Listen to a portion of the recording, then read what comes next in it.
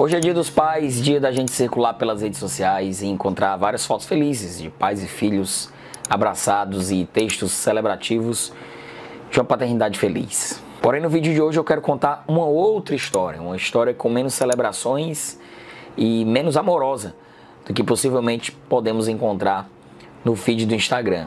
Preste atenção nessa história. Um jovem rapaz de classe média de João Pessoa desiste da faculdade de Direito no último semestre e abandona a família para viver em São Paulo e entrar para um grupo de teatro. Em determinado momento, ele deixa de se comunicar com a mãe, que já não era uma comunicação muito constante, eram poucas, e de repente essa comunicação deixa de existir. E o locador do imóvel, que ele mora em São Paulo, entra em contato com a família para avisar que esse rapaz sumiu do imóvel e está com vários meses de aluguel atrasados. Ele deixa um pai, uma mãe e um irmão mais novo preocupados, e a família decide que, sem muita demora, o pai, o seu Ricardo, vai a São Paulo descobrir o paradeiro do filho mais velho, o Guilherme. E esse é o mote do segundo romance do escritor Thiago Germano, que promoveu esse vídeo especial e que nós vamos destrinchar as nuances dessa história tão duramente real, que envolve paternidade tóxica, homofobia, ausência sentimental, a figura da instituição família, conflitos urbanos, sociais, arte, fuga LGBT, em busca de paz, em busca de sonho. Temos muito a falar. Vamos lá? Bora lá!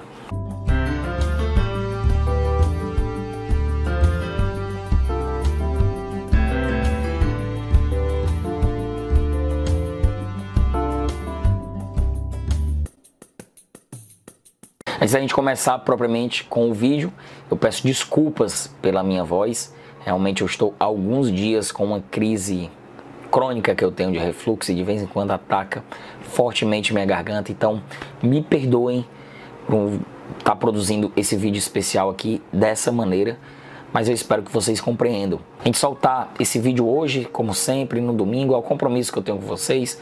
Vocês aguardam sempre aqui. E aqui está, apesar dessa condição, dessa voz estranha, mas de qualquer forma eu espero que vocês aproveitem bem. Bom, como falei, Ricardo é o pai do Guilherme, esse rapaz que saiu de casa e não deixou notícias. Nós vamos acompanhar a busca desse homem que sai também dessa mesma casa para procurar o filho. Ricardo, esse pai que se afasta do trabalho na universidade, compra as passagens e desce de João Pessoa para São Paulo. É o movimento de descida do Ricardo às profundezas do próprio filho. E olha como é profunda essa descida do Ricardo. Logo de cara, ao chegar em São Paulo, ele se vê às trevas. O apartamento abandonado de Guilherme tem a luz cortada por muitos meses de abandono, né? Que deixa Ricardo na escuridão todas as noites, à espera que a companhia elétrica restabeleça a eletricidade. Ou seja, no escuro, dentro da maior cidade do país, que um pai tateia a vida do filho perdido em dias e noites que parecem não ter fim. Ele toca objetos deixados de lado pelo filho e faz interpretações de que cada coisa daquele imóvel pode significar ou justificar o sumiço do rapaz. E justo por não ter eletricidade, o celular dele descarrega e ele acaba não tendo mais contato por um certo período com a esposa e o filho mais novo, Gustavo, que ficaram em João Pessoa, forçando ele a fazer essa busca totalmente sozinho. É ele mesmo, o macho alfa barra pai viril modelo anos 80, que tem que buscar o primogênito bicha que fugiu para São Paulo. É nessa cidade que os dois vão ter que se conhecer, seja de que forma for. E essa é a raiz dos problemas. Guilherme é um rapaz gay que se viu a vida inteira subjugado por um pai homofóbico. E o romance que nos leva como fio condutor a essa narrativa presente do pai em São Paulo buscando Guilherme, também nos leva ao passado, através de capítulos, estilo flashbacks, que vão mostrando a infância de Guilherme e toda a dinâmica familiar durante os anos 1980 e os anos 90. Nessas idas e vindas, vamos acompanhando a infância de uma criança gay que precisa disfarçar uma coisa que ele não é, para poder sobreviver dentro da mesma casa de um pai que pratica o que há de mais forte do que chamamos de masculinidade tóxica. Aliás, nesse caso, eu prefiro chamar de paternidade tóxica. A própria esposa, mãe dos garotos, a Ana, em determinada cena, aceita uma surra de Ricardo em Guilherme. Mas ela é tão vítima quanto o filho mais velho, já que ela também tem pouco poder ou condições de mudar essa dinâmica brutal, paternalista e machista que sua família está inserida. Logo, ela se vê encurralada, sem condições de fazer confrontos diretos com o marido. Por exemplo, ela esconde notas baixas do Guilherme para o Ricardo, ela esconde suas próprias dúvidas sobre a sexualidade do filho na infância e carrega consigo uma culpa que a todo momento Ricardo joga na sua cara, dizendo que os problemas do Guilherme foram responsabilidade dela. Obviamente, essa instituição familiar sagrada, né, social e religiosamente falando, que foi levada ao chão, tem muitos traumas e uma forte ausência de diálogo que permeiam a dinâmica dentro dessa casa. À medida que a narrativa avança, às vezes demandando um tom de investigação, uma grande montagem de quebra-cabeças, a gente acompanha também o Ricardo em busca de respostas, sabe? Indo visitar os antigos amigos de apartamento do filho, o grupo de teatro do qual ele fez parte, a cafeteria que ele trabalhou durante um certo tempo. A gente vai testemunhando esse homem que vai assumir a posição do filho nas ruas de São Paulo, pequenos mistérios e nuances nas ruas da metrópole ali para montar a história e a historicidade de um pai e um filho paraibanos, que ora são destacados não pelas suas identidades ou pelo seu caráter, né, mas pelo seu sotaque de Paraíba em São Paulo. Uma bobagem tão grande, né, um detalhe tão aparentemente imperceptível desse sotaque estranho aos nativos da metrópole, mas que diz tudo a ver sobre o Nordeste que sai do Norte para a cidade grande. E que o Thiago Germano trabalhou tão bem, sem pressa, essa questão dos pequenos detalhes, aparentemente imperceptíveis, sabe? Mas que no acúmulo de vida e de vivências entre esses seres humanos, tornam-se gatilhos tão profundos. Ainda hoje, por exemplo, é muito fácil a gente identificar homens letrados, professores universitários, que fizeram carreira acadêmica, como o Ricardo, serem tão brutais e tão violentos nas suas relações familiares. Ou, por exemplo, o caso do rapaz gay, às vezes um conhecido ou um familiar, que sai daqui do Nordeste e vai para São Paulo em busca de um sonho, em busca de paz, em busca de transformação, de autoconhecimento.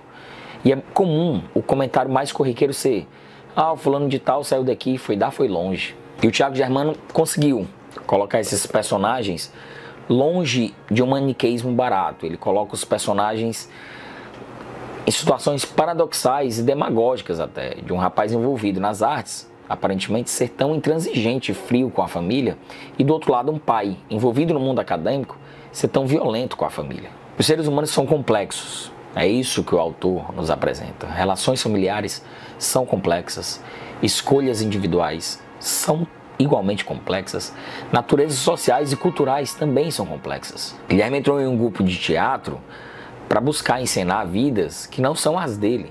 Ricardo, quando precisa ir até a companhia de teatro para buscar informações do filho, sente repulsa ao se deparar com uma ferramenta tão propícia para a mentira. O teatro, para o Ricardo, é um grande jogo de mentiras e que aquela trupe, aquele pessoal ali engabelou o filho dele e fez o tirá-lo de casa. E esse jogo do teatro é uma ótima maneira de nos colocar dentro desse jogo em que o pai e o filho parece que vão se metamorfoseando nos dias em que o Ricardo passa em São Paulo, já que ele se vê obrigado a usar umas velhas roupas esquecidas pelo Guilherme no apartamento e tenta repetir o cotidiano do filho, quando na realidade o Ricardo não está necessariamente passando por uma metamorfose, e sim, o Ricardo apenas está se tornando o que ele é, um pai.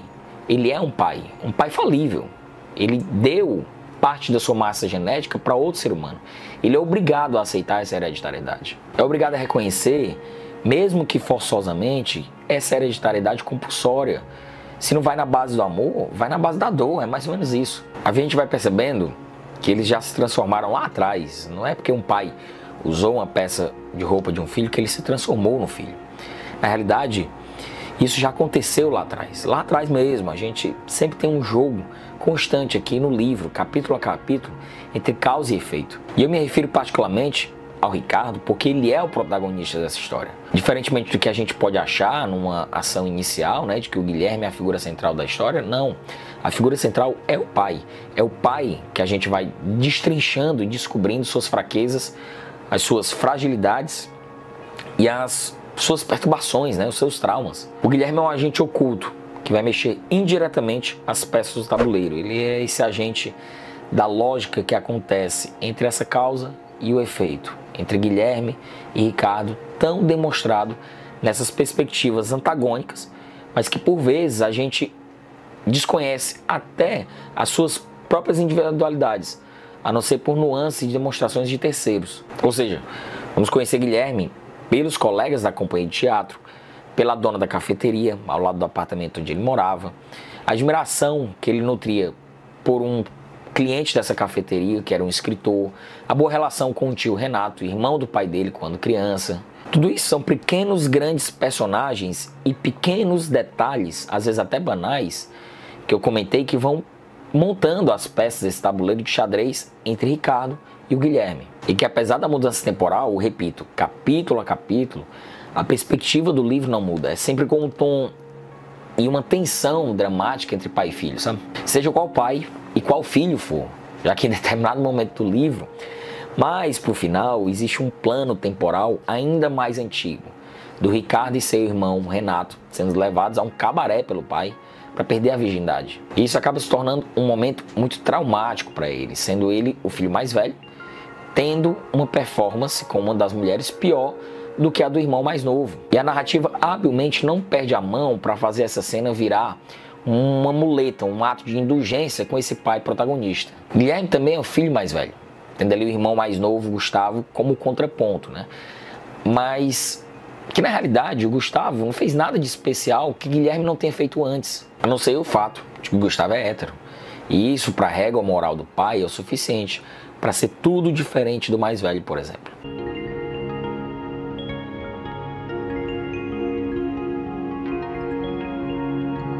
O livro é extremamente bem montado.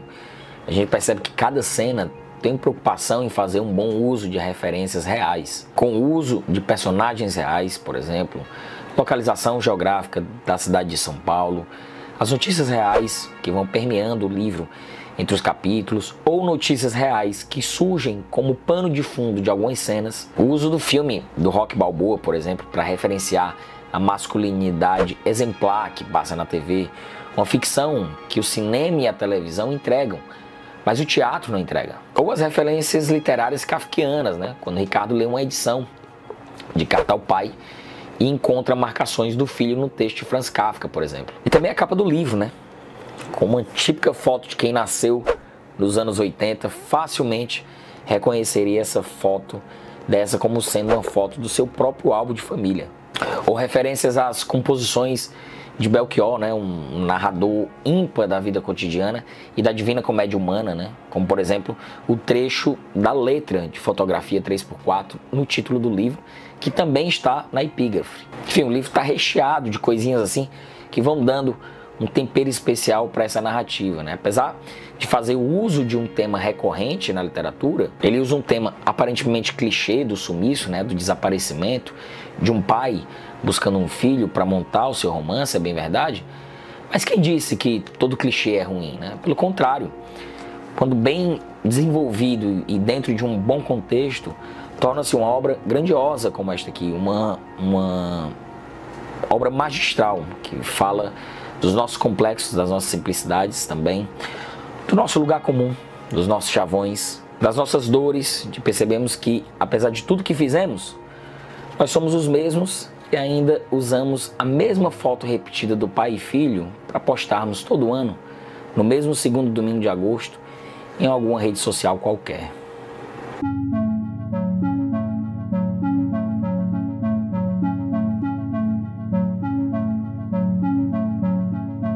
Bom, pessoal, essa foi a nossa resenha de hoje. Quero deixar aqui uma informação. Se você quiser comprar esse livro, você pode adquirir através do site da Editora Moinhos, que está linkado aqui embaixo no box de descrição. Você também pode acessar livrarias virtuais e até a livraria da sua cidade. Pode entrar em contato diretamente com o escritor Tiago Germano para adquirir com ele o seu exemplar autografado de O que Pesa no Norte. Aliás, eu até faço uma observação. Se você leu esse livro ou outros do Tiago, entre em contato com ele, entre em contato com os nossos autores contemporâneos, autores e autoras contemporâneos. Troca uma ideia com eles, é sempre bom a gente ter a possibilidade de fazer uma leitura e entrar na rede social, mandar um e-mail para o escritor, conversar.